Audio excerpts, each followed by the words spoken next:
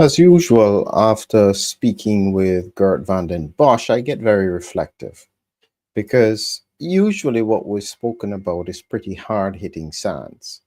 And as I will tell you, as I've mentioned to anyone else, the scary part about what he says is that the science makes sense. But similar to a person studying volcanoes, you keep on hoping that the volcano will never erupt, even though you see all the signs. And what I'm sharing with you today is a few of the signs that indicate to me something is not right and something has to give. If you want to see that interview, please look in the description below. It's there on Substack, and you can see as well the link to when Hivicron arrives, my interpretation from a clinical point of view. And it has as well all the time codes down there and the interaction. So join us on Substack and get involved in the conversation. So why do I remain concerned? And what is it that is happening now that you are not hearing about? And the more I look at the whole pandemic overview, I realize that there doesn't seem to have been a genuine interest in a focus on health. Because after scaring the whole world and driving mandates to suddenly turn your back on this infection that killed so many people is illogical in my view. Maybe I'm missing something. Maybe it's just that people want to move on. Luckily, there are some people who don't give up on it. And here is what I'm sharing with you today. This is from the Pandemic Mitigation Collaborative. I don't even know who funds them. These guys are just continuing to monitor over the long term. And they are looking at the US, looking at wastewater data and levels. And so I'll be sharing with you some of the information from this to highlight to you why I think this is still pretty serious and why I think that whatever you may perceive with regards to Geert's analysis, one thing is for certain, something is not right. I don't think this is sustainable, and I'll show you in a second why. So let's just break down, because I've got this their downloaded PDF, and I'll share with you a few ideas. So as I said, this is September 22nd. So they do this on a weekly basis. And what they're showing here is the wastewater data for the United States. And what dark red means, it's not on there, but dark red means very high, light yellow means very low. And you can see all the areas here that are very dark red. And this indicates that COVID is circulating very highly across the United States. Now, the problem with wastewater data is that wastewater data gives you an idea of the viral circulation, but there are a few caveats with regards to Omicron. In the first waves, the viruses, the Alpha, the Delta, the original one, their pattern was infect the upper airway, go to the lungs, spread from the lungs, head to the intestines. And this pattern is, in my view, when we look at the research, is what drove severe disease, the combination of lung and gut inflammation. And the two things together caused that COVID storm. And so it became a very useful measure for circulation of the virus. Now, the problem with Omicron is that Omicron is behaving differently. Instead of going primarily to the lungs, it is focusing, it seems, almost on the upper airway, the sinus regions. That's why so many people are struggling with sinus issues. And this is why I keep on reminding people to continue to hum. Don't forget to hum. This is why we wrote this book, Humming Heroes. The link is there for the free PDF. No excuses. Please get that and support us by buying the book if you're interested.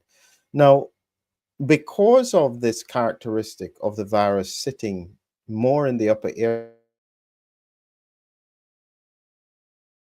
going to the gut. It still goes to the gut, and I think primarily the ileum, the distal part of the small intestine, but it doesn't do it in the same way, and I don't think it does it as frequently.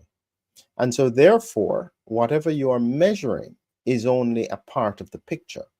So when we look at this again, and as I said, very high is dark red, then high, then moderate, then low, then very low. In most areas, it's either high or very high in the United States. The 22nd of September, 2025.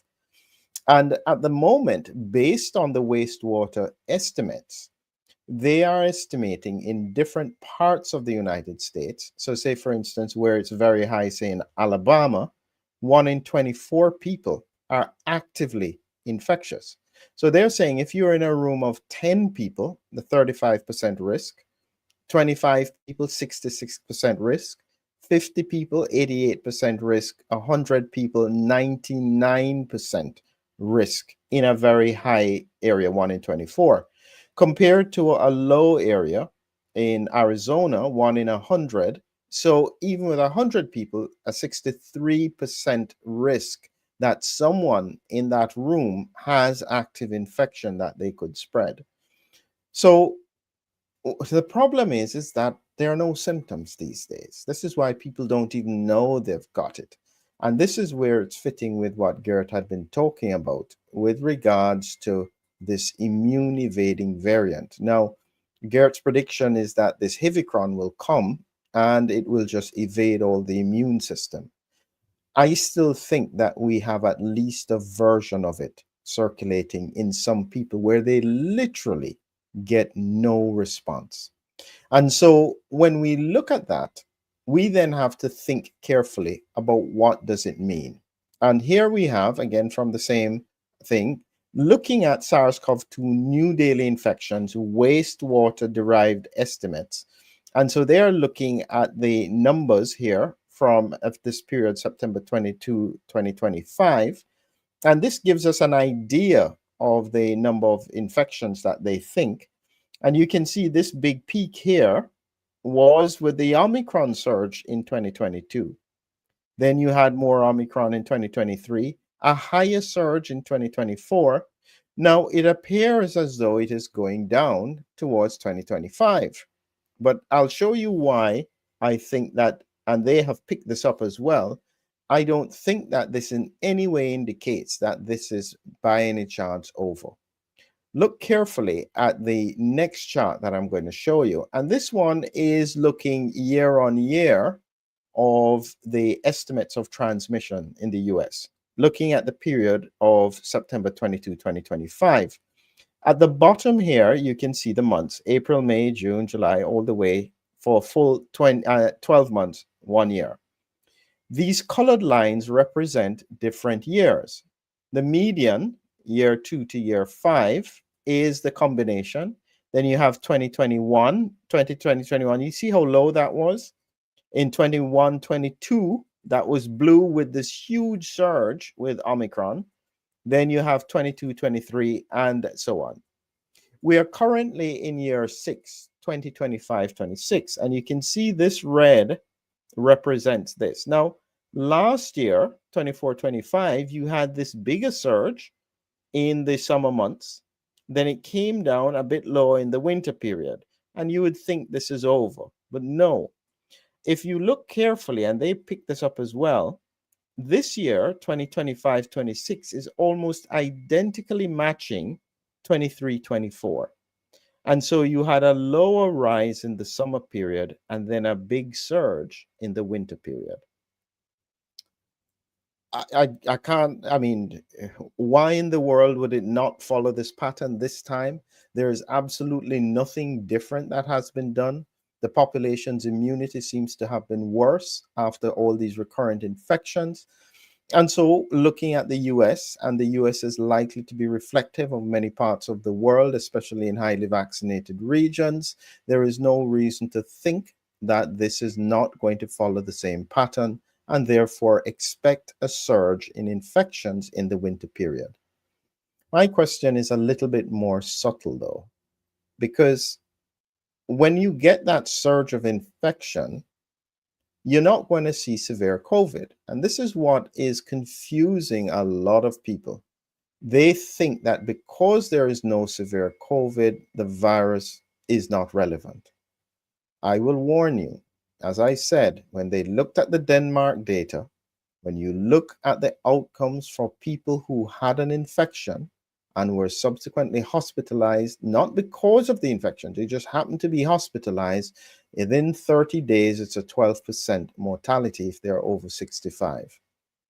So when we think about this next surge, and this is why I've been applying so much thought to try and figure out what is the clinical presentation.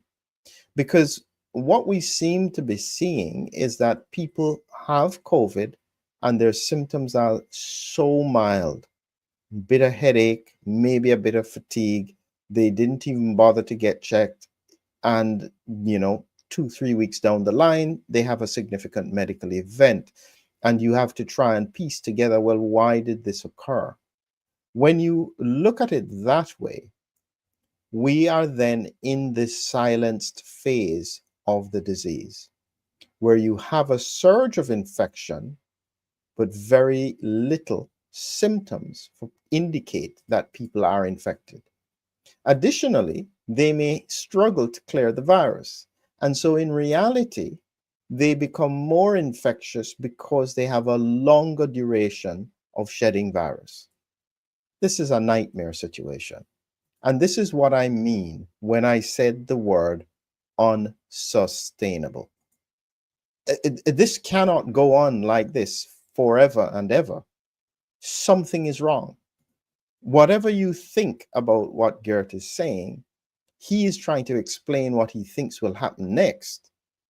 But I'm telling you, when you look at this pattern, year on year on year, the best year, can you believe it, was 2020 to 2021. How is that possible? The purple line here is 2020 to 2021. These peaks are not sustainable. And I don't know how else to say it, but we cannot keep having surges of viral infection because it puts everybody at risk. Something has to give. And so when I look at it that way, and I reflect therefore on what Geert has been saying, is that the time has passed the tipping point. There is no way to pull this back. Something is likely to happen at some point. Will it be this winter? I don't know. Will it be 2 winters down the line? I don't know. But all I know is that this cannot go on year, because each hit is making the population immune system weaker and weaker. We're seeing the rise of fungal infections. We're seeing the rise of unusual presentation of disease. This just does not stop going. And I will say to you, I will caution you to be careful when people tell you that this is nothing. This is just normal. It is not normal, and don't underestimate the implications of recurrent infection with this virus. I'll continue to try and dissect what it is that Geert has been talking about over the next few weeks. And as I said, just a reminder that if you want to join in, join us here on Substack and take a look at what we're doing.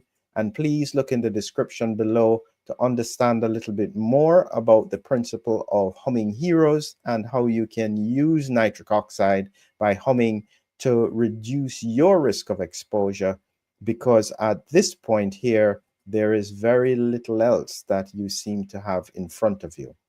So as usual, let's continue to focus on the science and try and see if we can prepare as best as we can for what could be a difficult few years ahead. Thank you.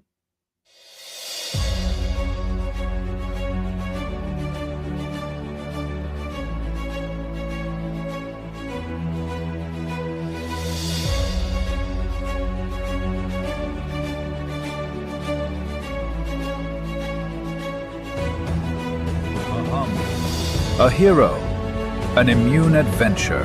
Humming Heroes, your lyrical guide to the body's defenders. Now on Amazon. Check the links below.